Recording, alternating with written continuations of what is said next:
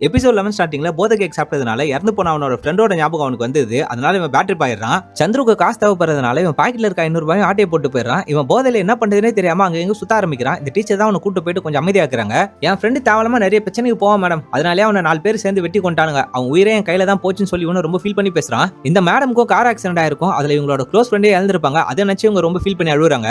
வெஸ்டர்னோ கானாவை mix பண்ண மாதிரி ஒரு சாங் பாடலாம் சொல்லிட்டு தான் இவங்க ஸ்டேஜுக்கு போயிருப்பாங்க. அந்த இடத்துல ஏபிள் அவனோட ஃப்ரெண்டை பத்தி ரொம்ப சோகமான ஒரு பாட்டும் பாடிடுறான். இந்த பொண்ணு ஃபேஷன் ஷோக்கு வாக் பண்றதுக்கு ஆள் இல்லாதனால இவனை நீ என் கூட பேரா வந்து வாக் பண்ணு சொல்லி கூப்பிடுறாங்க. அந்த பொண்ணுக்கு 2 கிரேஜி ஃப்ரெண்ட் இருக்கானுங்க, அது எங்க ஏரியா பொண்ணு, அதை தொடாம நீ டான்ஸ் ஆனு சொல்லி இவனே போட்டு மிரட்டுறாங்க.